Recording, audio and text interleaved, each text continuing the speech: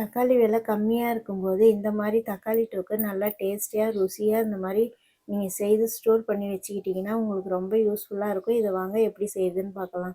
இது மாதிரி தக்காளி நல்லா பழமாக எடுத்துக்கோங்க. தக்காளி வந்து கழுவிட்டு துடைச்சிடுங்க தண்ணி இல்லாமல். இப்போ இந்த தக்காளியை கட் பண்ணி எடுத்துக்கலாம். இது நடுவில் சென்டரில் இருக்கிற அந்த காம்பு பகுதியை நம்ம கட் பண்ணி வெளியில் எடுத்துடணும். இந்த மாதிரி கட் பண்ணி எடுத்துக்கோங்க. இப்போ எல்லா தக்காளியும் இந்த மாதிரி நம்ம கட் பண்ணி எடுத்துட்டு வந்துடலாம். பாருங்கள், எல்லாத்தையும் இது மாதிரி கட் பண்ணியாச்சு. இப்போ வாங்க இதை வதக்கிடலாம். இப்போ கடாய் எடுத்துக்கோங்க, அதில் எண்ணெய் சேர்த்துக்கோங்க, தக்காளி அதில் போட்டு இப்போ நல்லா வதக்கிக்கோங்க. இது நல்லா வதங்கட்டும். இப்போ இந்த ஸ்டேஜில் நான் காஞ்ச மிளகா ஊற வச்சுருக்கேன், ஒரு 20 காஞ்ச மிளகா ஊற வச்சுருக்கேன் 1 கிலோ தக்காளிக்கு. அதையும் இதில் சேர்த்துக்கலாம். ஒரு சின்ன நெல்லிக்காய் சைஸு நான் புளி எடுத்துருக்கேன். அந்த புளி வந்து காம்பு இல்லாமல் கொட்டை எதுவும் இல்லாமல் சுத்தமாக க்ளீனாக எடுத்து வச்சுக்கோங்க. இப்போ இதையும் இதில் போட்டு நல்லா வதக்கி எடுத்துக்கலாம். இப்போ பாருங்கள், இது வதங்கிடுச்சு. இப்போ இது வேறு ஒரு பிளேட்டுக்கு மாற்றிடலாம். இப்போ இது ஆறட்டும். ஆறின வாட்டி நம்ம மிக்ஸி ஜாரில் சேர்த்து இதை அரைச்சிடலாம்.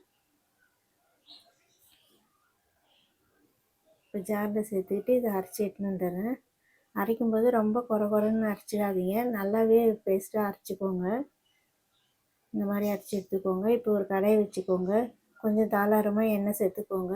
நல்லெண்ணெயில் செஞ்சிங்கன்னா நல்லாயிருக்கும். இது மாதிரி செக்கெண்ணெய் இது நல்லாயிருக்கும். கடுகு போட்டுக்கோங்க, வெந்தயம் போட்டுக்கோங்க, உளுந்து போட்டுக்கோங்க ஒரு 2 ஸ்பூன் அளவுக்கு. இப்போ நான் கட் பண்ணி வச்சுருக்கேன் பூண்டு சேர்த்துக்கிறேன், கட் பண்ணி வச்சுருக்கேன் வெங்காயத்தை சேர்த்துக்கிறேன். இது ரெண்டும் வதங்கட்டும், கண்ணாடி பதம் வர வரைக்கும் வதங்கட்டும். ஒரு கைப்பிடி கருவேப்பிலை சேர்த்துக்கிறேன். பாருங்கள், கண்ணாடி பதம் வந்துடுச்சு. இப்போ இந்த ஸ்டேஜில் நம்ம அரைச்சி வச்ச தக்காளியை இதில் சேர்த்துக்கலாம். இப்போ இது நல்லா வதங்கணுங்க. நம்ம ஊற்றின எண்ணெய் வந்து நல்லா பிரிஞ்சு வரணும், அந்த அளவுக்கு இது நல்லா வதங்கணும். இப்போ இதுக்கு தேவையான அளவுக்கு நான் உப்பு சேர்த்துக்கிறேன்.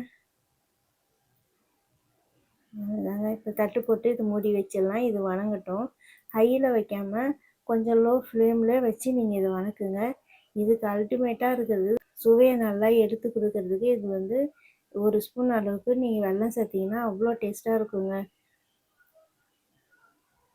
இப்போ இது நல்லா வதங்கட்டும். பாருங்கள், இப்போ நல்லா சூப்பராக எண்ணெய் பிரிஞ்சு கலர் மாறி வந்துடுச்சு பாருங்கள். இப்போ இது நல்லா வதங்கிடுச்சு. அவ்வளோதான், தக்காளி தொக்கு ரெடி ஆகிடுச்சு. இது வந்து நீங்கள் ஸ்டோர் பண்ணி வச்சிங்கன்னா 1 மாதம் வரைக்கும் கெட்டு போகாது. வெளியிலே வச்சுக்கலாம். ஃப்ரிட்ஜில் ஸ்டோர் பண்ணி வச்சிங்கன்னா 3 மாதம் வரைக்கும் நல்லாயிருக்கும். இது இட்லி, தோசை, சப்பாத்தி, சாப்பாடு எல்லாத்துக்குமே சாப்பிட்லாங்க. இதை செய்து பாருங்கள், சாப்பிட்டு பாருங்கள். வீடியோ பிடிச்சிருந்தா லைக் பண்ணுங்கள், ஷேர் பண்ணுங்கள். ஓகே, பாய்.